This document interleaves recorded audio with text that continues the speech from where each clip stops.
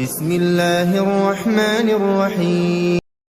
முஸ்லிம் பெண்களிடத்திலே சென்று உங்களுடைய போட்டோக்களை நீங்கள் Facebook, Instagram அல்லது வாட்ஸ்அப் இது போன்ற சோசியல் மீடியாக்களில் பகிராதீர்கள், வெட்க குணத்தோடு நடந்து கொள்ளுங்கள் என்று சொன்னால் அவர்கள் என்ன சொல்லுவார்கள்? இதுவெல்லாம் இந்த காலத்திலே சாதாரணம், இதுவெல்லாம் இந்த காலத்திலே சாதாரணம். என் அழகு நான் வெளிப்படுத்துகிறேன், என்ன தவறு இருக்கிறது? எனக்கு கொடுத்த அழகை நான் வெளிப்படுத்துகிறேன், என் சுதந்திரம் என்று சொல்லுவார்கள். ஹிஜாபை அழகிய முறையில் அணியுங்கள், அலங்காரத்தோடு இறுக்கமான நிலையில் ஹிஜாபை அணியாதீர்கள், அதிலே வெட்க குணத்தை கடைபிடியுங்கள் என்று சொன்னால் இந்த காலத்தில் இதுவெல்லாம் ஃபேஷன், ட்ரெண்ட், இதை மாற்ற முடியுமான்னு கேட்பாங்க. அவர்கள் அப்படி அணிந்திருக்கும் போது நான் அவர்களோடு ஒப்பிட்டு அணியவில்லை என்றால் என்னை தவறாக பார்ப்பார்களே என்று சொல்லுவார்கள். கொஞ்சம் உங்களுடைய கவனத்தை கொடுங்கள்.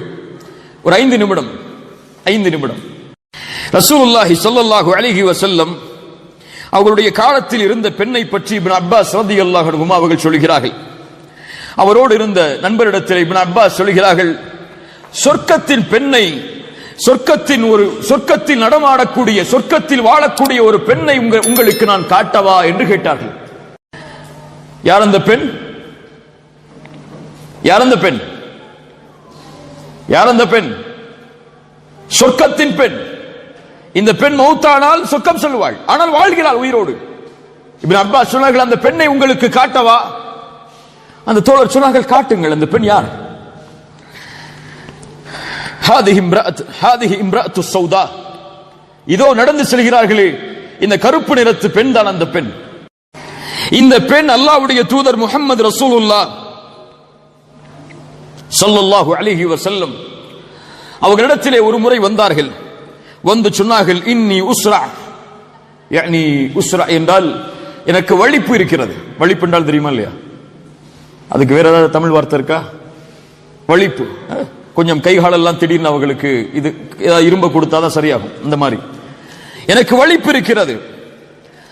நான் சந்தை போன்ற இடங்களில் சென்று கொண்டிருக்கும் போது திடீரென்று என்னை அறியாமல் வலிப்பு ஏற்படுகிறது.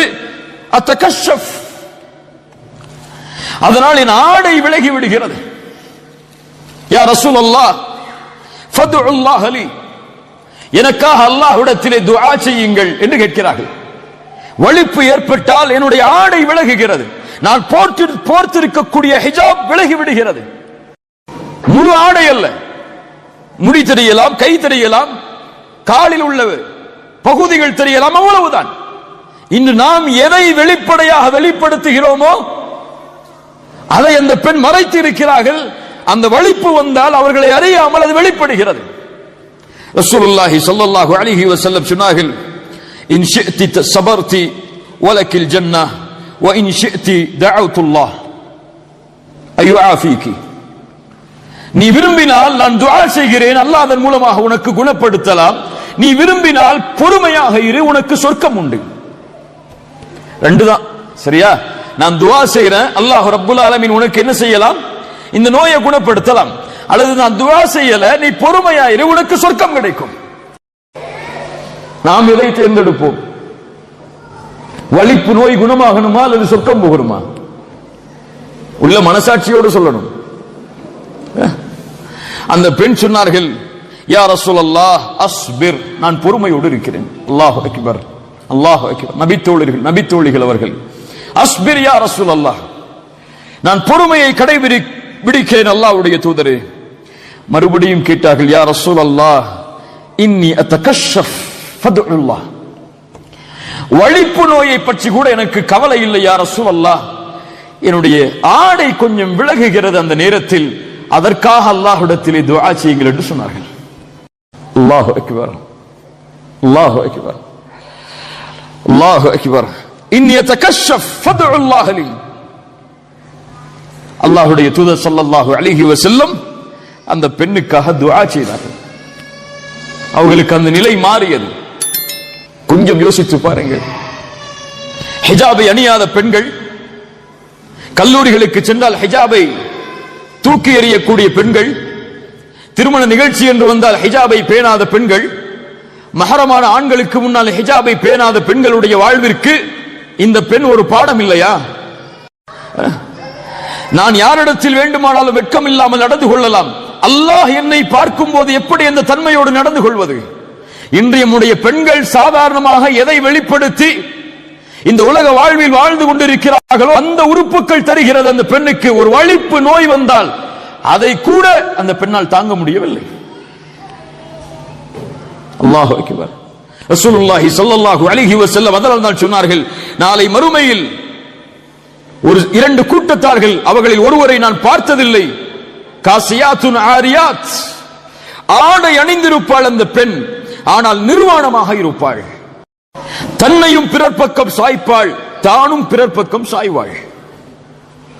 இந்த பெண் சொர்க்கத்தில் நுழைய முடியாது, சொர்க்கத்தின் நறுமணத்தை கூட நுகர முடியாது.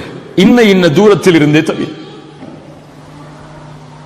அறிஞர்கள் விளக்கம் சொன்னார்கள், ஆடை அணிந்து நிர்வாணமாக இருக்கக்கூடிய பெண் யார்? அழகான ஹிஜாபை அணிபவள், இறுக்கமான ஹிஜாபை அணிபவள், உடல் அழகை வெளிப்படுத்தக்கூடிய ஹிஜாபை அணிபவள். ரசூலுல்லாஹி ஸல்லல்லாஹு அலைஹி வஸல்லம் அவர்கள் இந்த நபி மொழியை நமக்கு சொன்னார்கள். கண்ணியத்துக்குரியவர்களே, ஆயிஷா ரலியல்லாஹு அன்ஹா யார்? ஆயிஷா ரலியல்லாஹு அன்ஹா ரசூலுல்லாஹி ஸல்லல்லாஹு அலைஹி வஸல்லம் உடைய மனைவி. யாருடைய மகள்? அபூபக்கர் சித்திக் ரலியல்லாஹு அன்ஹு அவர்களுடைய மகள். அவர்கள் சொல்கிறார்கள், كنت أدخل بيتي الذي دفن فيه رسول الله صلى الله عليه وسلم وأبي. நான் ரசூலுல்லாஹ்வுடைய மரணத்திற்கு பிறகு, என் தந்தையின் மரணத்திற்கு பிறகு என் வீட்டில் நுழைவேன். அவங்களுடைய வீடு எது? ஆயிஷா ரலியல்லாஹு அன்ஹுடைய வீடு எது? ரசூலுல்லாஹ் அடக்கம் செய்யப்பட்ட இடம். ரசூலுல்லாஹ் எங்கே மூத்தானார்கள்? மதீனாவில் மூத்தானார்கள். அது குழந்தைக்கு கூட தெரியும். மதீனாவில் எங்கே? நேற்று பார்த்தோம் ரசூலுல்லாஹ்வுடைய மரண செய்தியை பார்க்கும் போது, மாத ரசூலுல்லாஹி ஸல்லல்லாஹு அலைஹி வஸல்லம் வஃபி பைதி வஃபி யௌமி, என் நாளில் என் வீட்டில் தான் ரசூலுல்லாஹ் மூத்தானார்கள். ரசூலுல்லாஹ்வுடைய நபிமார்களை பொறுத்தவரை அவர்கள் எங்கே மரணமாகிறார்களோ அதே இடத்திலேயே அடக்கம் செய்யப்படுவார்கள். ரசூலுல்லாஹ் எங்கே அடக்கம் செய்யப்பட்டார்கள்? ஆயிஷா ரலியல்லாஹு அன்ஹாவுடைய வீட்டில். இன்று இருக்கக்கூடிய ரசூலுல்லாஹ்வுடைய கபர் எங்கே இருக்கிறது? மஸ்ஜித் நபவியில்.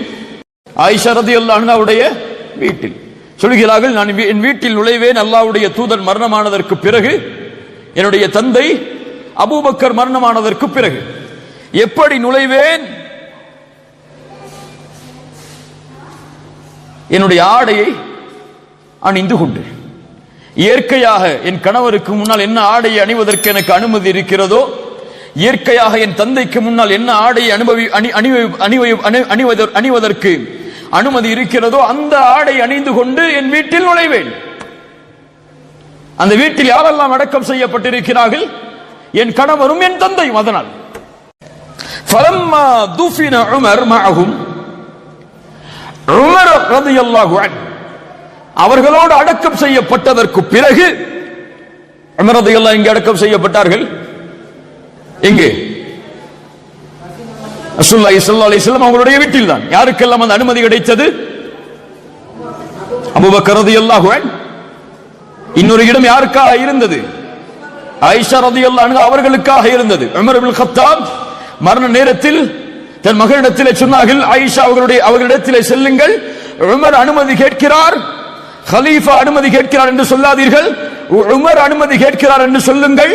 அந்த நபியோடு அவருடைய தோழரோடு அவரும் அடக்கமாவதை விரும்புகிறார் என்ற செய்தியை சொல்லுங்கள்.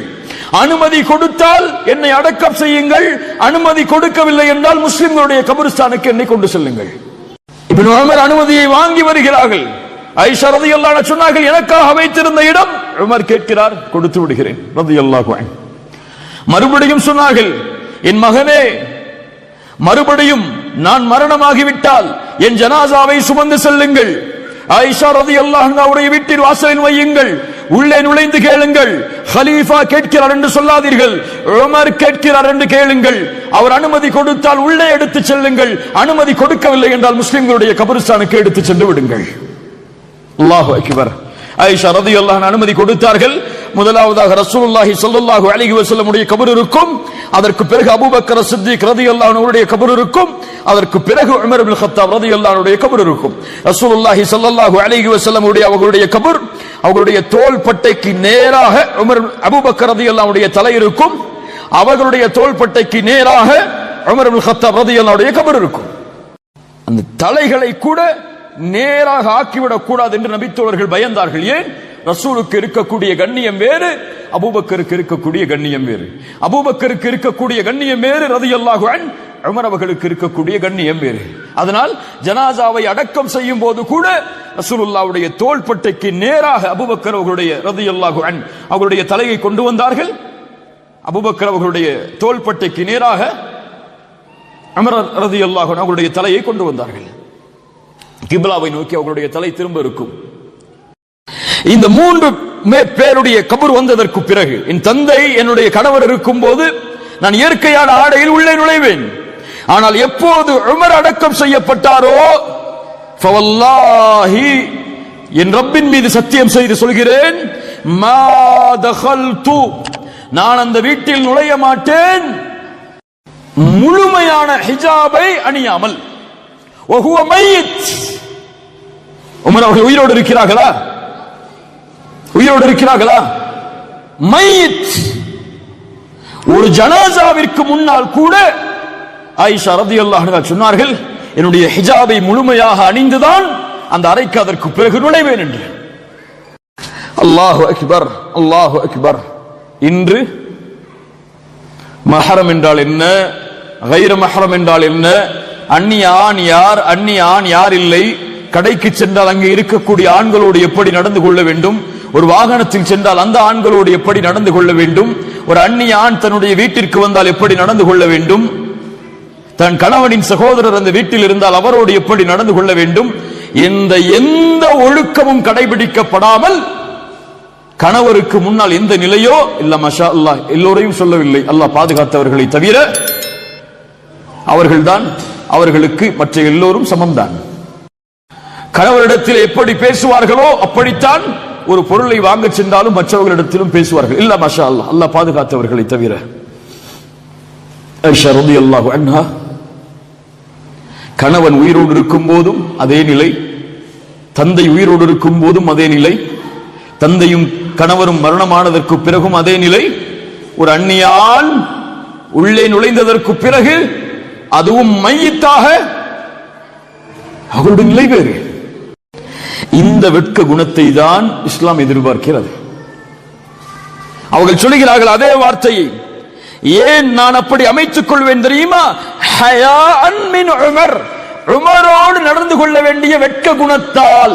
ஹயாஅன் மின் உமர். சுப்ஹானல்லாஹ்.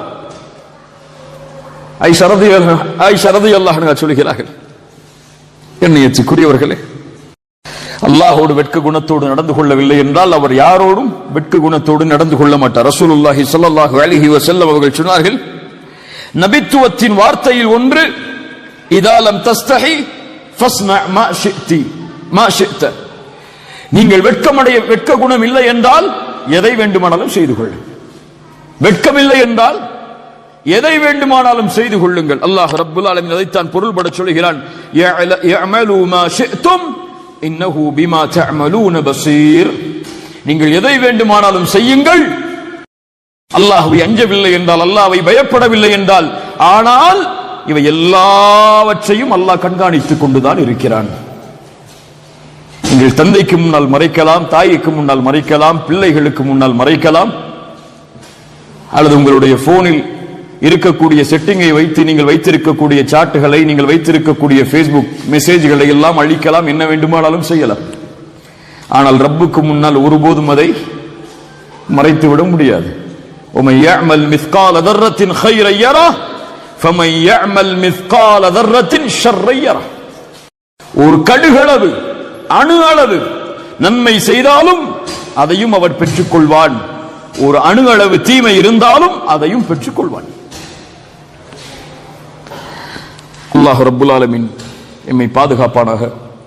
அல்லாஹ் ரப்புல் ஆலமீன் இந்த தன்மை எமக்கு தருவானாக. அல்லாஹ் ரப்புல் ஆலமீன் நம்முடைய முழு வாழ்விலும் இந்த வெட்க குணத்தை கடைபிடிக்கக்கூடிய வாய்ப்பை அல்லாஹ் எமக்கு தருவானாக. அல் ஹயாஉ குல்லுஹு கைர்.